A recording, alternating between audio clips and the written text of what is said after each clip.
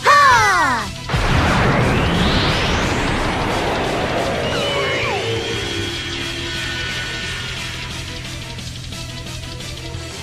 Alright, what's going on, everybody? It's Alan Thomas, aka Shadow Assassins, and today I have a new fusion art painting for you. Before I get into that, I just want to let everybody know, if you ever have a fusion that you would like to see me do, or any kind of mashup with fighting games or anime or pro wrestling or any type of superhero or thing that you can think of, just leave a comment in the box below. When I get a chance, I will try to get to your suggestion, of course depending on how outrageous it is. No, I'm just kidding. If you have a suggestion, I'll try to get to it. I like taking challenges. But in any event, my actual painting for today was a fusion of two demons in a sense. I have a fusion of Piccolo from Dragon Ball Z and the Undertaker, well, I guess from the WWE, you should say. I recently was watching the Undertaker DVD, and I watched it so much I wanted to do a painting of the Undertaker, but anyone who saw my Instagram within the last week knows that I had a poll up that had a suggestion as to whether or not anyone wanted to see a fusion painting or an environmental painting. Fusion painting got more votes, even though I voted myself for environmental paintings, but I stand behind my fans. They voted for the fusion painting, so I'm going with it. And the Vader picture kind of took precedent over it, because after Vader passed away, I wanted to make sure I got that picture in. But holding true to what I said, I'm working on this fusion painting first, and I went ahead and that with the Undertaker picture that I wanted to draw, and I fused him with Piccolo. I just wanted to do a mashup of Piccolo and almost like the Undertaker garb. In a sense, this could be any Namek or Namekian, I should say, with the Undertaker, because all of them pretty much look alike. I hope that's not racist. But anyways, most of the detail in this picture, there's not a lot of it. There really wasn't a lot to this picture. I feel like it was actually kind of shocking how fast this was from me. Most of the detail of this picture actually came in his face, his arms, and really the background. Outside the robe, the detail that I had in his robe is pretty much lost in the picture because of how dark the robe is. It was sort of a waste of time on my part to even do it, but whatever. The actual rhinestones and whatnot is where most of the pop of the robe really comes from.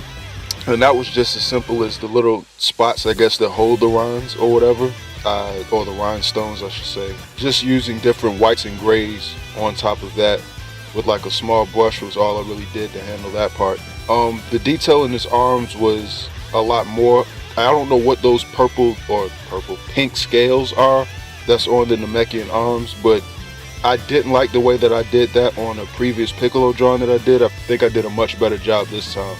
But I got his scales, sort of got the detail in on those, and I did it differently this time. I actually just drew the actual shape of the scale and painted it, and then went back in and did the details. I feel like that worked much better than the last one that I did.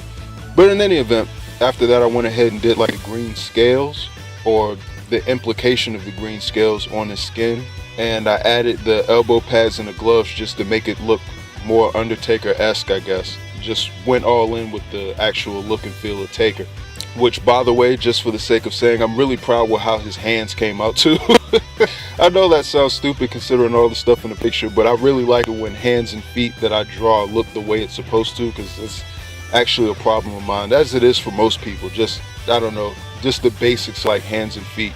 That and environments are like my biggest challenges. But in any event, after that, I got most of the work on the face. I didn't just want to do a plain expression on his face, sort of like I did the Shawn Michaels and Yamcha fusion that I did earlier this year. And so I wanted to, like I said before, I did want this to be like the Undertaker. So I got him sort of with his eyes rolled in the back of his head and his tongue's out, which makes this a lot more creepy looking, or a creepier looking picture. Most Namekians look happy in general anyways, with the exception, of course, of Piccolo. So this made it look a lot stranger. Even for Piccolo, this is a bit excessive, but in any event, after that I tackled the shadows, which weren't much of. I didn't have to add shadows to the robe, because as I said before, it's already completely dark. I mean, it's a black robe.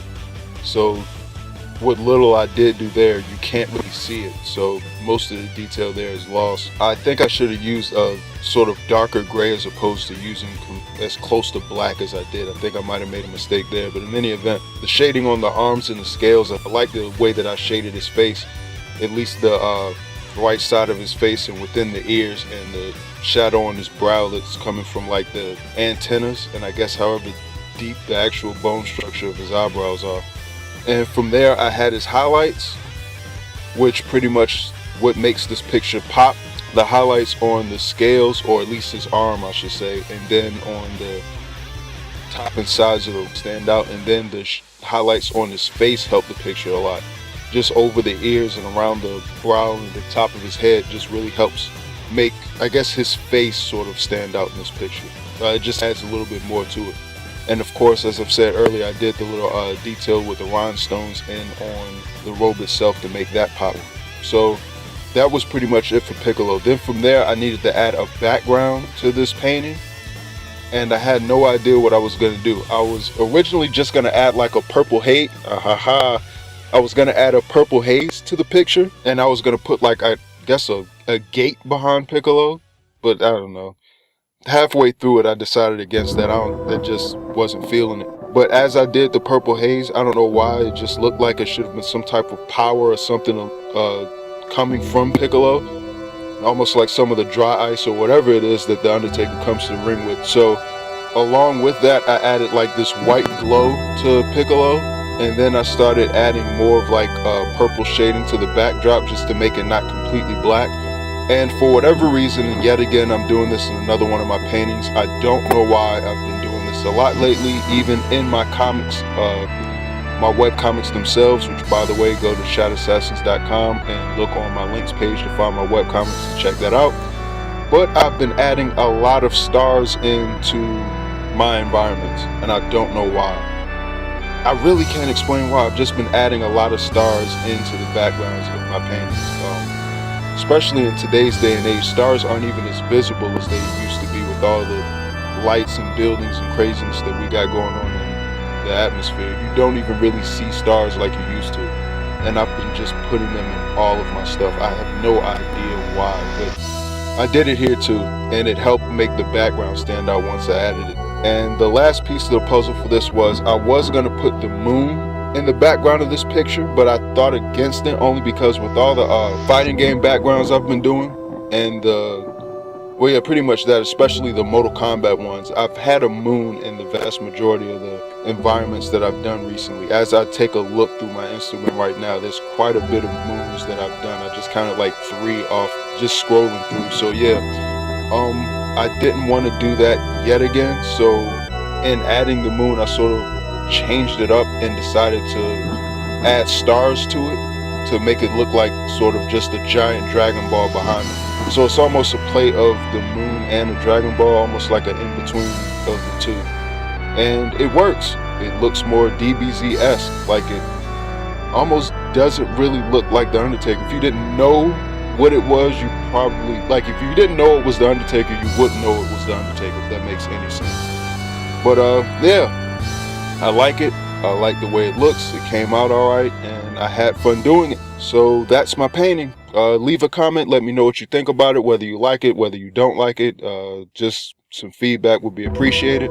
And also, like I said earlier, if you have a suggestion of a fusion that you'd like to see me do, just go ahead and leave that in the comments below as well. And like the video. If you haven't already subscribed, hit the alarm button below so you can get updates when I post.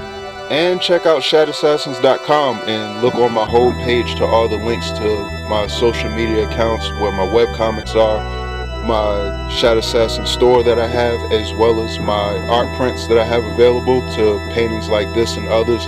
I should get this painting uploaded on there either today or tomorrow. The next coming days it should be there, because tomorrow's the 4th of July. I'm not sure if I'll get, well, yeah, I'll have it up there by tomorrow. So yeah, go ahead and check my works out, and I'm getting ready to get back to work, and I hope you all have a good one.